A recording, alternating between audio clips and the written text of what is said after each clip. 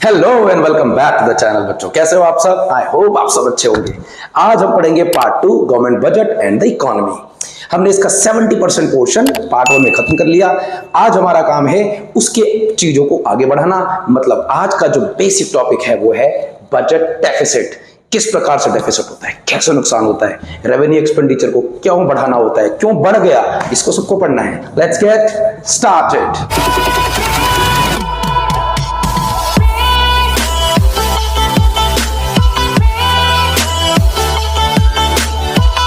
तो बच्चों सबसे पहले समझते हैं कि जो बजट है, जो हमारा टोटल हम प्रिपेयर करते हैं, वो कितने प्रकार के बजट होते हैं। तो ब्रॉडली हमारे पास 3 टाइप्स ऑफ बजट होते हैं बच्चों। कौन कौन से? 3 टाइप्स ऑफ बजट। अब 3 टाइप्स ऑफ बजट कौन से होते हैं सर? देखो बच्चों, पहला होता है बैलेंस्ड बजट। कौन सा? Balanced budget. And second one is surplus budget. हाँ जी, सरप्लस बजट। ठीक है। तीसरा कौन सा होता है? तीसरा होता है deficit budget. Deficit budget. Exam के अंदर बच्चों आपके लिए जो मोस्ट इंपॉर्टेंट पोर्शन है वो यहां से आएगा। This is the most important. Let's done this balance budget first. Balance budget का मतलब क्या होता है? जहां पे जो बजट का एक्सपेंडिचर है, बजट का जो हम एक्सपेंस करने वाले हैं, वो किसके बराबर हो जाए बेटा? Budget receipt. इसका मतलब हुआ कि जो बजटीय रूप में हमको एक्सपेंसेस करना है और जो हमको गवर्नमेंट के तौर पे जो उनको रेवेन्यू मिलने वाली है, जो रिसीट मिलने वाली है, वो दोनों इक्वल हो जाए, उसे हम कहते हैं बैलेंस्ड बजट। और ये सही है। दूसरा होता है सरप्लस बजट। सरप्लस बजट का मतलब जहां पे जो बजट का रिसीट है, जो एक्सपेक्टेड रिसीट है, वो आपके एक्सपेक्टेड एक्सपेंडिचर से, जो आप पूरे 1 साल के अंदर करने वाले हो एज अ गवर्नमेंट, उससे ज्यादा हो। मतलब एक्सपेंडिचर से भी अगर ज्यादा रेवेन्यू होगा तो अच्छी बात है, क्योंकि जितना ज्यादा रिसीट होगा और एक्सपेंसेस को काट करने के बाद, माइनस करने के बाद जो बचेगा, उस पैसों को गवर्नमेंट डेवलपमेंट और प्रोजेक्ट के लिए लगा सकती है, देश की ग्रोथ के लिए लगा सकती है। ये तो अच्छी सोचिए, ये बहुत अच्छी सिचुएशन है। तीसरा आता है डेफिसिट बजट। डेफिसिट का बेसिक मतलब होता है लॉस हो जाना। डेफिसिट का मतलब है कि आप एक्सपेंडिचर आपके बहुत ज्यादा है और आपके उसके अगेंस्ट में जो आपकी रिसीट है, बजट के जो रिसीट है, वो कम है। सिचुएशन कुछ इस तरह से बनती है बच्चों। बजट का एक्सपेंडिचर ग्रेटर देन बजट के रिसीट। अब इसको जरा बहुत ब्रॉडली समझो। ये दोनों तो समझ में आ गया आपको। यहां पे ब्रॉडली समझो एक एक चीज क्लैरिटी से। ठीक है, लेट्स बिगिन। तो डेफिसिट बजट को यहां पे आराम से समझो, क्योंकि डेफिसिट बजट के भी ना बच्चों लगभग 3 पैरामीटर्स हो सकते हैं। तो इसको मैं अलग से लिख रहा हूं, डेफिसिट बजट। डेफिसिट बजट भी 3 हो गए। पहला कौन हुआ? पहला हुआ revenue deficit. Revenue deficit. Second one is physical deficit. ठीक है बच्चों। और तीसरा हुआ प्राइमरी डेफिसिट। प्राइमरी डेफिसिट बहुत इंटरेस्टिंग है ये तो। सबसे पहले यहां पर आओ, रेवेन्यू डेफिसिट होता क्या है? रेवेन्यू डेफिसिट का मतलब है जहां पर रेवेन्यू एक्सपेंसेस रेवेन्यू रिसीट से ज्यादा हो। क्या बोला? रेवेन्यू का जो एक्सपेंडिचर है वो रेवेन्यू के रिसीट से ज्यादा हो जाए। यहां पे हम कैपिटल एक्सपेंडिचर को इन्वॉल्व नहीं करते। अब ऐसी सिचुएशन में होता क्या है, या यूं कहें कि रेवेन्यू डेफिसिट का इकोनॉमी पर इंप्लीकेशन क्या होता है, उसका इंपैक्ट क्या पड़ रहा होता है। देखो, पहली चीज बोरोविंग करनी पड़ती है। गवर्नमेंट को क्या करनी पड़ेगी? बोरोविंग्स करनी पड़ेगी। क्यों बोरोविंग्स करनी पड़ेगी? क्योंकि बोरोविंग्स करके ही अपने जो एक्सपेंसेस है उसको थोड़ा सा काउंटर तो कर नहीं सकते, तो रिसीट को थोड़ा बढ़ाना पड़ेगा, और जब वो पैसा आएगा तो उसको एनकाउंटर किया जाएगा एक्सपेंसेस के साथ। एक्सपेंसेस मीट कैसे होंगे? एक्सपेंसेस ऑलरेडी ज्यादा है, आने वाली इनकम तो कम है, तो क्या किया जाएगा? थोड़ा सा इनकम को बोरोविंग से या आरबीआई से, रेस्ट ऑफ द वर्ल्ड से पैसे लिए जाएंगे ताकि ये इसके लेवल में आए और उसको बैलेंस करने की कोशिश करे, और करना ही बैलेंस होता है पूरी इकोनॉमी के अंदर। ठीक। अच्छा, बोरोविंग कहां से होगी? जो मैंने बता दी, आरबीआई से ले सकते हैं, रेस्ट ऑफ वर्ल्ड से लेंगे। रेस्ट ऑफ वर्ल्ड का मतलब बेटा फिर फॉरेन इन्वॉल्व होगा इसमें, फॉरेन पीपल या फॉरेन इन्वेस्टर।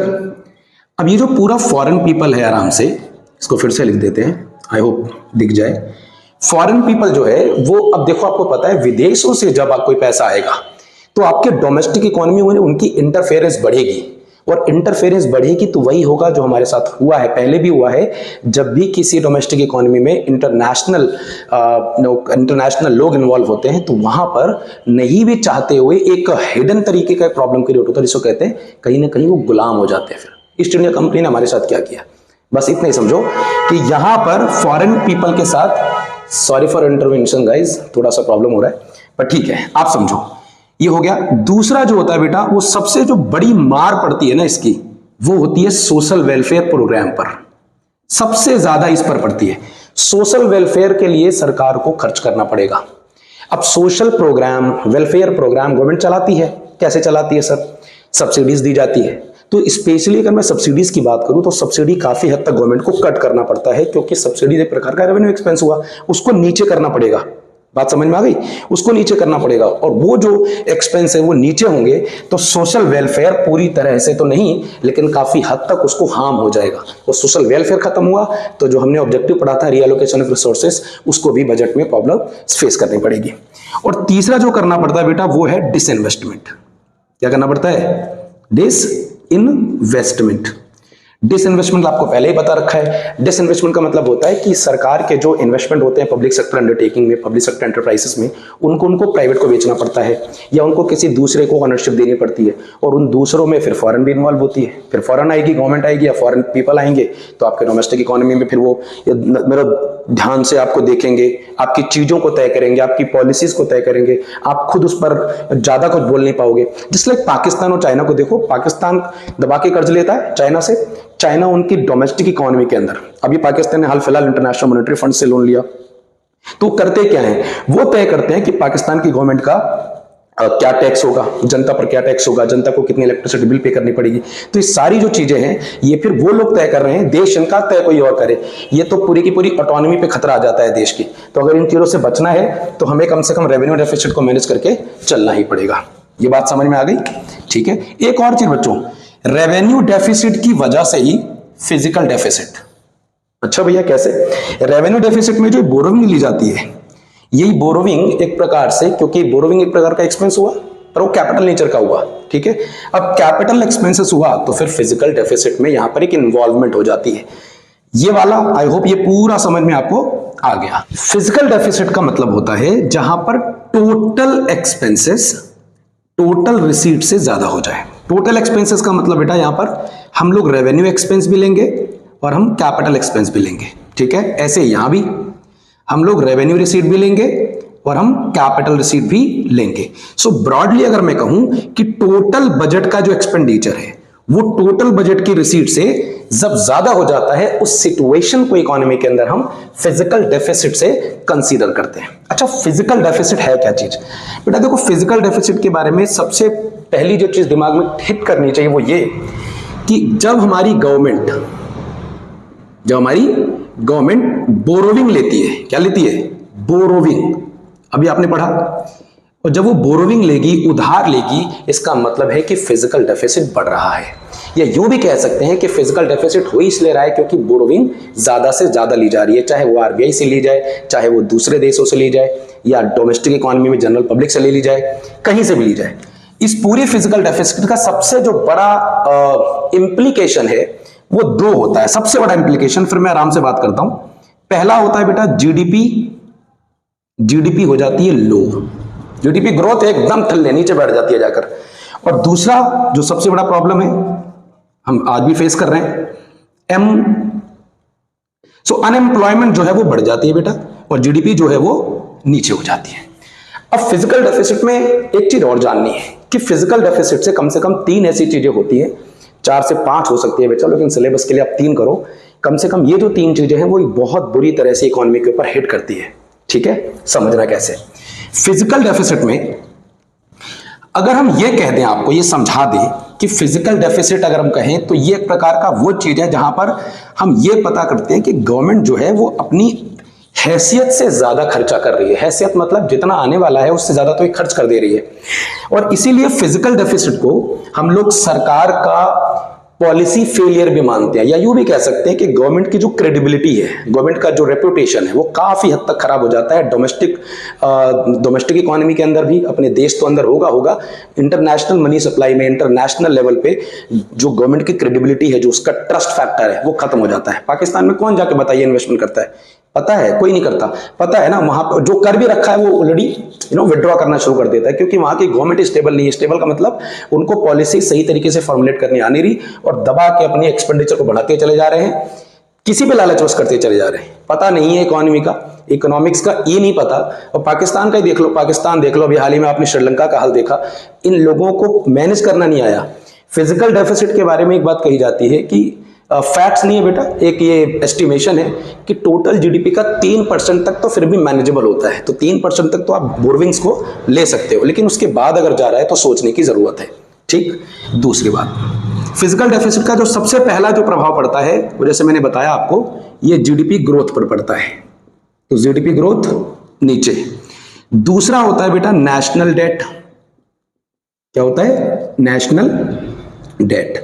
अब नेशनल डेट का मतलब ये कह सकते हैं कि जो राष्ट्रीय लेवल पे जो डेट है, जो बोरोविंग्स है गवर्नमेंट की, वो बढ़ने लगती है। तीसरा हम कह सकते हैं डेट ट्रैप। क्या होता है बच्चों? Debt trap. अब डेट ट्रैप का मतलब क्या है? रेवेन्यू डेफिसिट हुआ, ठीक है। अब रेवेन्यू डेफिसिट को काउंटर करने के लिए आपने बोरोविंग ली, ठीक है। अब बोरोविंग लेने के बाद उसका इंटरेस्ट पे करना पड़ेगा।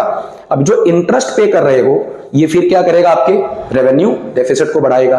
और रेवेन्यू एक्सपेंसेस को काउंटर करने के लिए, रेवेन्यू डेफिसिट को काउंटर करने के लिए आपने बोरोविंग ली, तो उसने फिजिकल डेफिसिट को बढ़ा दिया। तो फिजिकल डेफिसिट रेवेन्यू डेफिसिट को बढ़ाएगा, रेवेन्यू डेफिसिट फिजिकल डेफिसिट को बढ़ाएगा। आपस में इस तरीके का एक पूरा का पूरा सर्कल बनेगा, जिसको हम कहते हैं कर्ज का जाल सा बन जाएगा, डेट ट्रैप हो जाएगा। मार्केट में, इकोनॉमी में गवर्नमेंट ने पहले ही इतनी बोरोविंग ले रखी है, पहले ही इंटरेस्ट इतना पेमेंट हो रहा है कि रेवेन्यू डेफिसिट वो गया ऊपर, और उसको काउंटर करने के लिए फिर और ले बोरोविंग। तो बोरोविंग ज्यादातर सही होता नहीं, लेकिन अब इकोनॉमी की मजबूरी हो जाती है कि इसे लेना पड़ता है। तीसरा अगर मैं एक चीज कहूं बेटा, तो क्राउडिंग आउट होता है। क्राउडिंग आउट इफेक्ट इंपॉर्टेंट है बच्चों, एग्जाम के लिए इंपॉर्टेंट है। क्राउडिंग आउट इफेक्ट का बेसिकली इंप्लीकेशन क्या होता है फिजिकल डेफिसिट से, कि अगर गवर्नमेंट के पास पैसे नहीं है तो गवर्नमेंट जो है वो बोरोविंग करेगी। बोरोविंग करके क्या वो इन्वेस्टमेंट कर पाएगी? नहीं कर पाएगी। मनी सप्लाई कर पाएगी मार्केट में? नहीं कर पाएगी। इससे जो मनी सप्लाई प्राइवेट इन्वेस्टर के लिए होना चाहिए, जो अवेलेबल फंड्स होना चाहिए, वो उनके पास रहता नहीं। क्राउड के लिए पैसा ही नहीं है गवर्नमेंट के पास। तो जब वो होगा नहीं तो ओवरऑल इन्वेस्टमेंट कम होगी, और इन्वेस्टमेंट जरूरी होती है जीडीपी ग्रोथ के लिए। आपने ऑब्जेक्टिव्स में पढ़ा था सबसे पहला वाला। और अगर ये नहीं हुआ तो अल्टीमेटली पूरी की पूरी इकोनॉमी के अंदर जीडीपी जो है वो नीचे बैठेगा। जीडीपी नीचे बैठने का मतलब है लीड्स टू नेशनल इनकम भी नीचे चला जाएगा, और नेशनल इनकम कम होने का मतलब है इकोनॉमी लगभग अपने पटरी से बाहर हो चुकी है, और फिर इकोनॉमी को वापस लाना बजट के माध्यम से अगले साल, फिर उसके अगले साल प्रॉब्लम हो जाएगी। एक और बात बताता हूं, देखो अगर इतने खर्चे चल रहे हो ना, तो फिजिकल डेफिसिट एक और चीज करती है, आने वाली जो जनरेशन है, मतलब जैसे अभी करंट गवर्नमेंट है, करंट गवर्नमेंट जाएगी, अगली गवर्नमेंट आएगी। अब अगली गवर्नमेंट को वो झेलना पड़ेगा, उसकी बोरोविंग्स को वापस करना पड़ेगा, तो वो पहले ही प्रेशर में रहेंगे। तो अलग से प्लान क्या बनाएंगे, अलग से डेवलपमेंटल एक्टिविटी कहां से करेंगे? तो ये प्रॉब्लम है फिजिकल डेफिसिट का। बात समझ में आ गई? इसलिए गवर्नमेंट अगर इसको कंट्रोल नहीं कर रही है तो गवर्नमेंट पता नहीं क्या कर रही है। बजट के अंदर अपनी पॉलिसीज के माध्यम से जो कर सकती है, ठीक हो गया। अब अगर वो भी चीज नहीं करेंगे तो फिर क्या करेंगे ये लोग? बजट इसलिए बनाया जाता है। हमारे निर्मला सीतारमण जी जो बढ़िया सा लाल एक पूरा पैकेट लेके आती हैं, लाल कलर का होता है, और उसके अंदर बजट के माध्यम से सब कुछ चीजें प्लान की जाती है। तो गवर्नमेंट की जो इंटेंशन है, जो उसका प्लान है, उसका प्रोग्राम क्या है, करना क्या चाहती है, वो उनकी पॉलिसीज के अंदर रिफ्लेक्ट हो जाता है। और इसलिए गवर्नमेंट बजट को हम ये भी कहते हैं, it is the reflection of government policies, plan and what they are going to adopt the procedure in order to combat the against things and making the developmental progress in the country। ठीक है। Primary deficit क्या है? देखो primary deficit का बड़ा simple सा बात है। प्राइमरी डेफिसिट में अगर इसको कैलकुलेट करना है तो ये हो गया पीडी, प्राइमरी डेफिसिट। जितना भी फिजिकल डेफिसिट है बेटा, उसमें से इंटरेस्ट के पेमेंट को माइनस कर दो। क्या कर दो?